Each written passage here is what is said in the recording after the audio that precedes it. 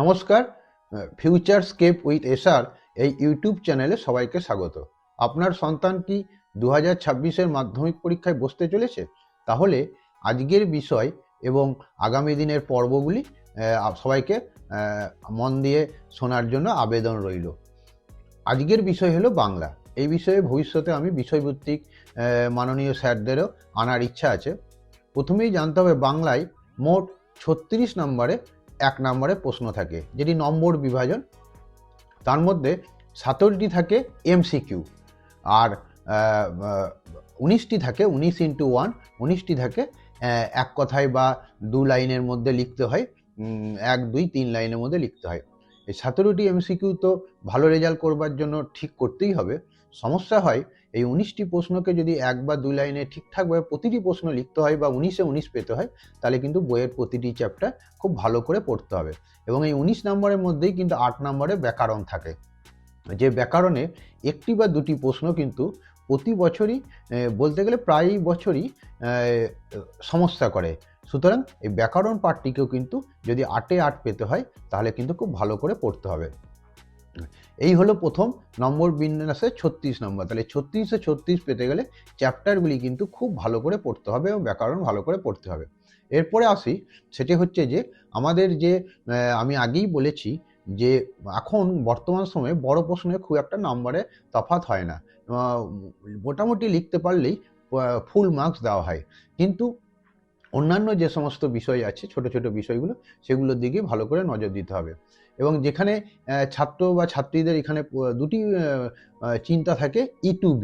এই E2Bটা নিয়ে সবাই ভাবিত থাকে। আমি এখানে একটা গাইডেন্স রাখবো। বাজার চলতি যে সমস্ত ভালো সহায়িকাগুলো আছে তার E2Bগুলো, ছোট ছোট E2Bগুলো, এবং টেস্ট পেপারে ছোট ছোট E2Bগুলো করতে হবে। কোন E2Bগুলো করতে হবে? সেই যে E2Bগুলোর মধ্যে একটা মেসেজ থাকে বা কোনো নীতি কথা থাকে, সেই ধরনের 4-5 লাইনের E2Bগুলোই করলে কিন্তু কমন পাওয়ার সম্ভাবনা থাকে বা দেখা গেছে কমন পড়ে। আবার আমি রিপিট করছি, বাজার চলতি সহায়িকাগুলো 4-5 লাইনের ছোট ছোট E2Bগুলো, যার মধ্যে কোনো মেসেজ বা বার্তা থাকে বা কোনো নীতি কথা থাকে, বা টেস্ট পেপারেরও ছোট ছোট E2Bগুলো কিন্তু করলে সাধারণত দেখা গেছে কমন আসার সম্ভাবনা থাকে। এবং আমার মনে হয় এটি বাড়ি থেকে এই ধরনের E2Bগুলো প্র্যাকটিস করে গেলে ভালো। সঠিক শব্দ সঠিক জায়গায় লিখতে পারলে E2Bগুলো ফুল মার্কস পাওয়া যায়। সুতরাং E2B প্র্যাকটিস করে যাওয়াই ভালো। তাহলে এবং ওই যে বললাম বইগুলোর কষে দেওয়া যে E2Bগুলো আছে সেগুলো করলেই যথেষ্ট। এবং আরেকটি উদ্বিগ্নতা ছাত্রদের থাকে, রচনা জেনারেলি কমন পায় না এরকম শোনা যায় না। কেন 4টি রচনা থাকে, তার মধ্যে একটি তো কমন পাওয়া যায়, একটি বিজ্ঞানের উপর থাকে বা সাধারণত কমন পাওয়া যায়। এবং রচনা ঠিকঠাক করে যদি ঘর থেকে প্রিপারেশন নিয়ে গিয়ে লেখা যায়, বর্তমান সময়ে রচনাতেও ফুল নাম্বার দেওয়া হয়। তাহলে বাংলায় 90-এর মধ্যে out of 90 marks full marks না পেলেও 88 বা 89 অবধি পাওয়া যায় এখন। তার কারণ হচ্ছে সেটি পেতে গেলে ওই 36 মার্কস যেটি ডিসাইডিং, ওইখানেই 1-2 নাম্বার কমে যায়। তার জন্য 19 নম্বরে যে 1 বা 2 লাইনে লিখতে হয় বা 3 লাইনে লিখতে হয়, সেগুলি খুব ভালো করে পড়তে হবে।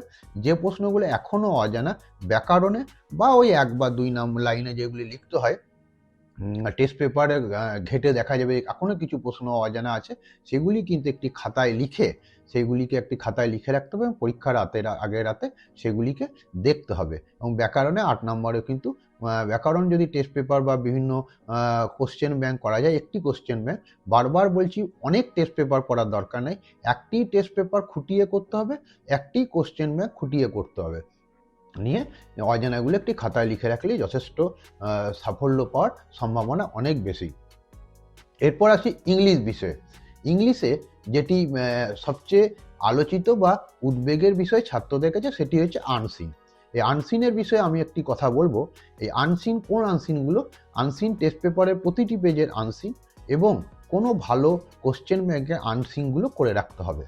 এবং কোন ধরনের আনসিন দেখা যায়, আমার যেটুকু আমি যদি ছাত্রদের সাজেস্ট করব, সেই ধরনের আনসিনগুলি খুব ভালো করে করতে হবে, যার মধ্যে কোনো মেসেজ থাকে, যার মধ্যে কোনো আবিষ্কারের কথা থাকে, যার মধ্যে কোনো গঠনমূলক কথা থাকে, বা নিউজ পেপার রিপোর্টিং, যেটি হয়তো ভারতবর্ষে মধ্যে আলোচিত বিষয় হয়েছিল, এরকম নিউজ পেপার রিপোর্টিং থেকেও দিতে পারে। তবে টেস্ট পেপার এবং কোশ্চেন ব্যাংক করার পরও দেখা যাচ্ছে যে আনসিন কমন পাওয়া যাচ্ছে না, এর জন্য অত চিন্তার কিছু নাই। সেক্ষেত্রে আনসিনটি বারবার হলের মধ্যে কিন্তু 2-3-4 বার পড়তে হবে। প্রথমেই যখনই আনসিন অ্যাটেম্প করব 2 থেকে 3 বার লাইন ধরে ধরে করতে হবে, এবং যেখানে মানে আননোন ওয়ার্ডস আছে সেই সঙ্গে সঙ্গে আননোন ওয়ার্ডসে কিন্তু একটি করে আন্ডারলাইন ছোট্ট দাগ দিয়ে রাখতে হবে। আনসিন ওই ওয়ার্ডগুলিকে কিন্তু একটু ছোট্ট মার্ক করে রাখতে হবে, কারণ ওই আননোন ওয়ার্ডগুলো থেকেই কিন্তু প্রশ্ন থাকবে। এইবার আনসিনের ক্ষেত্রে একটি পার্ট আছে, সেটা হচ্ছে ট্রু ফলস এবং সাপোর্টিং স্টেটমেন্ট। এইখানে একটি বিষয় ব্যাখ্যা করা দরকার। ট্রু ফলস 4 নাম্বার থাকে, ট্রু ফলসের যদি 6 নাম্বার থাকে, ট্রু ফলসের যদি মানে ট্রু বা ফলসটা ঠিকঠাক ডিনোট করা হয়, ট্রু হলে ট্রু, ফলস হলে ফলস যদি বক্সে লেখা হয়, সাপোর্টিং স্টেটমেন্ট যদি ভুল থাকে তাহলে ট্রু বা ফলস ঠিকঠাক ডিনোট করার জন্য 1 নাম্বার পাওয়া যাবে, সাপোর্টিং স্টেটমেন্ট ভুল লেখার জন্য 0, অর্থাৎ 1 + 0 = 1। ট্রু বা ফলস যদি ঠিকঠাক রাখা হয়, সাপোর্টিং স্টেটমেন্টও যদি ঠিকঠাক লেখা হয়, তাহলে 1 + 1 = 2। কিন্তু যে বিষয়টা খুবই জরুরি সেটি হচ্ছে এই ফার্স্টে ট্রু বা ফলস যদি ভুল মার্ক করা হয়, অর্থাৎ অ্যান্সার হবে ট্রু, আমি মার্ক করলাম, বক্সে লিখলাম এফ, এরপরে আমি সাপোর্টিং স্টেটমেন্টটা ঠিক করলাম, এক্ষেত্রে কিন্তু 0 মার্কস বিয়ার করা হবে। অর্থাৎ ট্রু বা ফলস এটি একবারে যথাযথভাবে মার্ক করতে হবে। ট্রুর জায়গায় ফলস মার্ক করলাম, সাপোর্টিং স্টেটমেন্ট ঠিক করলাম, ট্রুর জায়গায় ফলস মার্ক করলাম, মানে ওইখানেই ভুল, পরের সাপোর্টিং স্টেটমেন্ট আর পড়াই হবে না। সুতরাং ট্রু বা ফলস এইটিকে ঠিকভাবে কিন্তু মার্ক করতে হবে, তবেই কিন্তু 1 + 1 অথবা 1 + 0 নাম্বার পাওয়া যায়, 1 + 0 = 1 নাম্বার পাওয়া যাবে। কিন্তু ট্রু বা ফলস ভুল লিখলে 0 + 0 = 0 পাওয়া যাবে।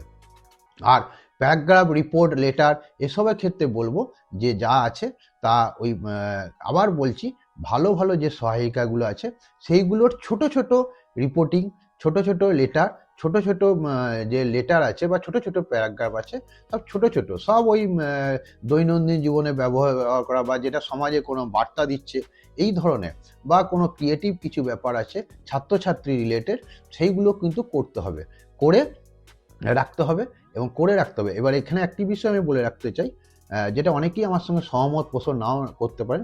এই সমস্ত বিভিন্ন যে সহায়িকাগুলো আছে, ভালো সহায়িকা, তার থেকে প্যারাগ্রাফ বা লেটার এইগুলো কিন্তু মুখস্থ করে রাখতে হবে। শুনে একটু অবাক লাগতে পারে, ভালো রেজাল্টের কিন্তু একটি ভিত্তি হচ্ছে মুখস্থ, এবং জেনে রাখতে হবে, মুখস্থ কথাটা শুনে অনেকে একটু নাক সিটকোতে পারেন, মুখস্থও কিন্তু ইন্টেলিজেন্সের একটা পার্ট।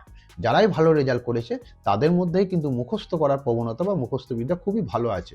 ইন্টেলিজেন্স একটি কিন্তু, আবার বলছি, মুখস্থর একটি পার্ট। মুখস্থ করে যদি যাওয়া যায় এবং কমন পাওয়া যায়, কতগুলো অ্যাডভান্টেজ আছে।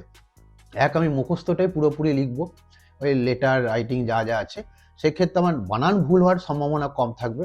কেন? বানান ভুল হলে কিন্তু হাফ নাম্বার করে কাটা যায়, এবং যেহেতু মুখস্থ লিখবো, আমার যেহেতু ভাবার অবকাশ নাই, সুতরাং সময়ও অনেক কম লাগবে। তাহলে আবার বলছি, এইটা আমার খুব সাজেস্ট করছি সবাইকে, ভালো ভালো অনেক ছোট ছোট লেটার, প্যারাগ্রাফ এইসব আছে, সেইগুলো কিন্তু এখন থেকেই মুখস্থ করে রাখতে হবে, বা টেস্ট পেপারে যেগুলো ছোট ছোট এইসব বিষয় আছে লেটারে, সেগুলো কিন্তু খাতায় তৈরি করে মুখস্থ করে যেতে হবে।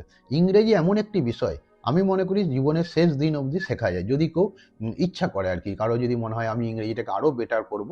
সুতরাং আমি যদি এতদিন 10 অবধি পড়েও যদি আমার ইংরেজি রাইটিংয়ের উপর দখল না আসে, এবং একটা বাচ্চা ছেলে বা ছাত্রের পক্ষে খুব স্বাভাবিক যে ইংরেজিটাকে যেহেতু প্রতিদিন বেটারমেন্ট করা যায়, সুতরাং এই 2 মাসে আর নতুন কিছু হবে না। সেই জন্য আমি বলবো যে যে ইম্পর্টেন্ট জিনিসগুলো আছে সহায়িকা থেকে, সেগুলো যদি টেনে মুখস্থ করা যায়, এবং আমি দেখেছি তার মধ্যে থেকে কমন আসে। রিপোর্ট তো সাম্প্রতিক ঘটনা নিয়ে হবে, সেই রিপোর্ট নিশ্চয়ই তোমাদের কেউ না কেউ গাইড করেন, তারা লিখিয়ে দেবেন, ওই লেখানোটাই মুখস্থ করে লিখবে। রিপোর্টও কমন পড়ে সাম্প্রতিক গাইডেন্সের উপর। এই প্যারাগ্রাফ, রিপোর্ট, লেটার লেখার সময় পয়েন্টগুলিকে কিন্তু টাচ করে যেতে হবে। প্রত্যেকটি পয়েন্টের ওপর যে যে ওরা পয়েন্ট সেগমেন্ট করে রেখেছে, সেই প্রত্যেকটি পয়েন্টের ওপর নাম্বার আছে, এবং বানান ভুল করলে কিন্তু হাফ নাম্বার করে কাটা যাবে। সুতরাং বানান ভুল অ্যাভয়েড করতে হবে, বা যে বানানটা লিখতে গিয়ে মনে হচ্ছে বানানটা ভুল হবে বা ঠিক জানি না, সেটিকে চেঞ্জ করে আরও সহজ যদি মনে পড়ে সেই বানানটি দিতে হবে। এবং যেটি হচ্ছে যে সর্বাপেক্ষা এখন আমরা যেটা দেখেছি, আরেকটি হচ্ছে আনসিনে বলা হয়নি, সেটা হচ্ছে একটা পার্টে থাকে ভোকাবুলারি, অর্থাৎ শব্দগুলোকে লিখতে হয়। এটা কিন্তু না বুঝতে পারলেও বারবার পড়তে হবে, প্যাসেজটিকে 2-3 বার পড়ে ওই ভোকাবুলারিটা কিন্তু খুব ভাইটাল, ভালো রেজাল্ট করবার জন্য। কেন ওইখানে একটি ভুল মানে 2 নাম্বার চলে যায়, দুটি ভুল মানে 4 নাম্বার চলে যায়। গ্রুপ ভাবটা অতটা সমস্যা করে না, মোটামুটি কমনই থাকে। তাহলে এই ভোকাবুলারিটা কিন্তু এখন যদি কেউ মনে করে আমি ভোকাবুলারি স্টক বাড়াবো, সেটা আর সম্ভব নয়। ওই প্যাসেজ পড়েই নিজেকে 3-4 বার হলে পড়েই সেটা বুঝতে হবে। এটিও একটি কিন্তু ভোকাবুলারিটাও দেখতে হবে যখনই আমরা ঘরে প্র্যাকটিস করব। এই বলে এই দুটি বিষয়ের আজকে আলোচনা এখানে শেষ করছি। আগামী পর্ব দেখার সবাইকে অনুরোধ রইল। আগামী দিনে অন্যান্য বিষয়গুলোও আসবে। তাহলে আবার বলছি যে E2B বা আনসিন বা প্যারাগ্রাফ, লেটার, রিপোর্টিং যাই হোক, বিভিন্ন যে সহায়িকা আছে বা টেস্ট পেপারে ছোট যেগুলোর মধ্যে একটা গঠনমূলক কিছু আছে, সেইগুলো খাতায় তৈরি করে মুখস্থ করে রাখলে, এবং সেই মুখস্থ করে রাখার অ্যাডভান্টেজ হচ্ছে বানান কম ভুল হবে, লিখতে সময় কম লাগবে, কনফিডেন্স অনেক বেশি পাওয়া যাবে। কেননা হলে বসে ইংরেজি বানিয়ে লেখা এবং সেই ইংরেজি বানিয়ে লেখে 10-এ 10 পাওয়া, এটা একটু কঠিন, কিন্তু সেটা একবারেই কঠিন নয়। অনেকেই আছে যেটাতে দক্ষ আছে, কিন্তু এটা একটুখানি অসুবিধাজনক আছে। সেই জন্য ঘর থেকে প্রিপেয়ার হয়ে গেলে অনেক ভালো প্রস্তুতি ভালো রেজাল্টের সহায়ক। ভালো প্রস্তুতির আজ পর্যন্ত কোনো বিকল্প বেরোয়নি। সুতরাং go with my suggestion. Suggestion means হচ্ছে গো উইথ মাই গাইডেন্স। আশা করি তোমরা এই দুটো বিষয়ে সাফল্য পাবে।